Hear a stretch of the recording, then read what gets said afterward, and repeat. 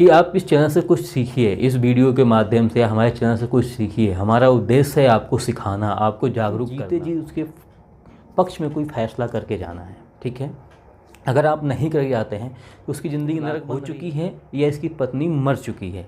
अगर मर गई है या फिर तलाक हो चुका है तब तो आप शादी करें, नहीं तो यही हाल होगा, प्रॉपर्टी में भी हिस्सा नहीं मिलेगा, तो फिर आपको परेशानी हो। पिछली वाली वीडियो में जो है कि वाहन चोरी का रिपोर्ट कैसे और किस अधिकारी के पास में जो है कि दिया जाता है उसके पूरे लिखने का तरीका बता दिया था। पर आज की वीडियो में हम लोग बात करेंगे एक पत्नी के जीवित रहते हुए दूसरी से शादी करना कितना उचित है, कितना सही है और कितना गलत है। ये चीज़ जो है कि हम लोग आज इस वीडियो में पूरी बात करेंगे, तो आप लोग इस वीडियो के अंत तक बने रहिएगा। साथ ही आपसे रिक्वेस्ट निवेदन है कि अगर आप लोग इस चैनल पर नए हैं तो इस चैनल को सब्सक्राइब कर दीजिए, क्योंकि इस प्रकार की जानकारियाँ, इस प्रकार के जो भी चीज़ें हैं जो जानकारी के लायक है उसे हम आप तक पहुँचाने का पूरा ही कोशिश कर रहे हैं कि आप इस चैनल से कुछ सीखिए, इस वीडियो के माध्यम से हमारे चैनल से कुछ सीखिए। हमारा उद्देश्य है आपको सिखाना, आपको जागरूक करना।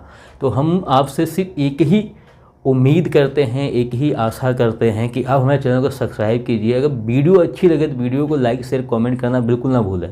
कमेंट जरूर किया आप लोग कीजिए कि आप लोगों को किस चीज़ पे वीडियो चाहिए, किस टॉपिक पे वीडियो चाहिए। हम उस पर बनाने का पूरा कोशिश करेंगे और साथ ही समझाने का भी पूरा कोशिश करेंगे।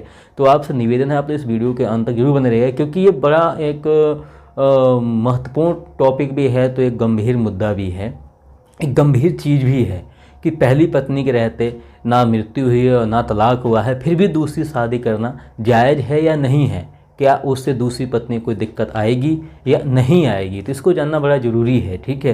तो आप इस वीडियो को पत्नी के रहते हुए दूसरी पत्नी से शादी करने पर उसको क्या पति की संपत्ति में अधिकार मिलेगा या नहीं मिलेगा, तो सबसे पहली बात आप ध्यान दीजिएगा। अगर पत्नी से पहली पत्नी से तलाक हो चुका है या उसकी मृत्यु हो गई है, ठीक है, तो जो आपने दूसरी शादी की है तो वो पहली पत्नी मानी जाएगी। लेकिन अगर पहली पत्नी जीवित है और तलाक भी नहीं हुई है और उसके बाद जो है मतलब कि तलाक भी नहीं हुआ है, वो जीवित है और फिर भी जो है कि दूसरी शादी की गई है, तो जिससे जो दूसरी शादी हुई वो दूसरी पत्नी ही मानी जाएगी। उसका क्या होता है कि पति की संपत्ति में किसी भी प्रकार का अधिकार नहीं होता है। अब उसका एक चीज़ ध्यान दीजिएगा, दिया है IPC धारा यानी भारतीय दंड संहिता की धारा 494 में पहली पत्नी के रहते दूसरी पत्नी दूसरा विवाह करना।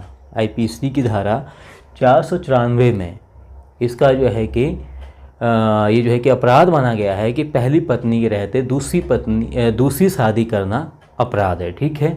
नंबर 1 चीज़ आप ध्यान दीजिएगा।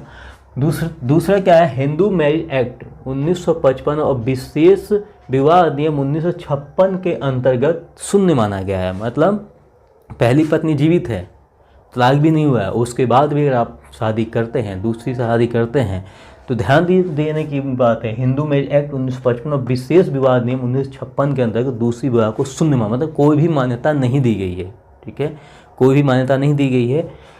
फिर क्या है, अब एक चीज़ है, जब कोई मान्यता नहीं दी गई है और यहाँ पे 494 के अंतर्गत जो है कि अपराध है ये, ठीक है, दंड का प्रावधान दिया है। तो अब बात यह आती है कि जब अपराध है और इसको शून्य माना गया, मान्यता नहीं दी गई है, तो दूसरी पत्नी जो है अब वो क्या करेगी, अब जो दूसरी पत्नी है वो क्या करेगी, ठीक है।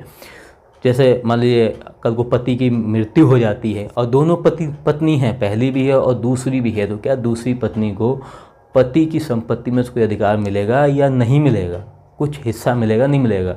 तो आप जो हमेशा आप लोगों में कई बार इस चीज़ का जिक्र कर चुका हूँ, एक पैतृक होती है, एक स्वअर्जित संपत्ति होती है। तो अगर वो पति अपने जीवित रहते रहते कोई प्रॉपर्टी, खास करके एक ही प्रॉपर्टी जो है कि दान कर सकते हैं या वसीयत कर सकते हैं, वो है स्वअर्जित संपत्ति, खुद से कमाई हुई प्रॉपर्टी को अगर वो दूसरी पत्नी को वसीयत कर देते हैं या दान कर देते हैं तो वो उस पर जो है कि उसका अधिकार है। लेकिन अगर वो अपने जीवित रहते कोई भी निर्णय नहीं ले पाए या कोई भी जो है कि उस पत्नी को अधिकार नहीं दे पाए प्रॉपर्टी में, तो वो कोर्ट में जाके उत्तराधिकार का जो है कि मुकदमा धोखे से भी दूसरी शादी होती है। पहली पत्नी रहते हुए कुछ लोग छुपाते हैं, 2-3 बच्चे हैं तो कुंवारे बनते हैं अपने आप को।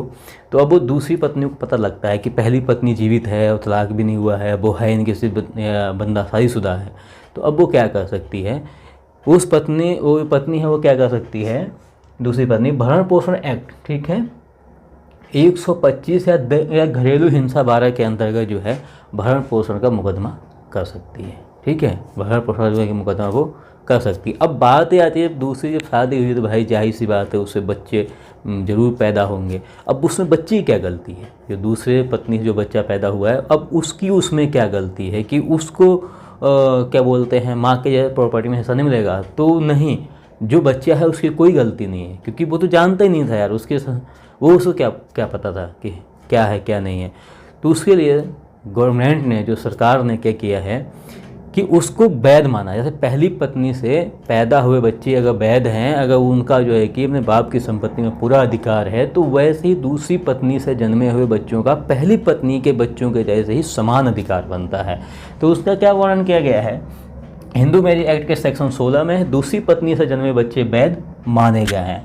हिंदू मैरिज एक्ट, ठीक है, हिंदू मैरिज एक्ट सेक्शन 16 में दूसरी पत्नी से जन्मे बच्चों को भी पहली पत्नी के जैसे ही वैध माना गया है।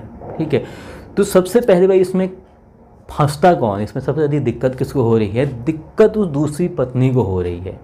तो कभी भी ऐसी कंडीशन आए, देखिए तो दो चीज़ें हैं इसमें, दोनों बातें होती हैं। अगर ऐसा कोई कर रहा है कि पहली पत्नी उसकी जीवित है या तलाक नहीं हुआ है, तो अगर वो दूसरी शादी कर रहा है, तो देखिए सबसे पहले तो आप अगर दूसरी शादी कर रहे हैं तो आपको क्या करना है कि उसके जीते जी उसके पक्ष में कोई फैसला करके जाना है। ठीक है, अगर आप नहीं करके जाते हैं तो उसकी ज़िंदगी नरक बन रही है, उससे भाई कुछ मिलना ही नहीं है, तो वो उससे जो है कि परेशानियाँ होंगी तो वो ठीक नहीं है। या फिर जो जैसे मान लीजिए कभी कभी ऐसा होता है कि एक बात खुल जाती है कि इनका तलाक हो चुका है या दूसरी शादी हो चुकी है, और कोई महिला या कोई लड़की उससे जो है कि शादी कर रही है, तो वो उसका जो पीछे की जो पहली पत्नी है उसका पूरा डिटेल ज़रूर निकाल ले कि क्या इसकी तलाक हो चुकी है या इसकी पत्नी मर चुकी है। अगर मर गई है या फिर तलाक हो चुका है तब तो आप शादी करें, नहीं तो यही हाल होगा, प्रॉपर्टी में भी हिस्सा नहीं मिलेगा, तो फिर आपको परेशानी हो सकती है। ठीक है, तो शायद मेरे द्वारा छोटी सी जानकारी आप लोगों को बड़ी अच्छी लगी होगी। अगर अच्छी लगी हो तो वीडियो को लाइक शेयर कमेंट जरूर कीजिएगा। मिलते हैं आप लोगों से नेक्स्ट वीडियो में, तब तक के लिए जय हिंद।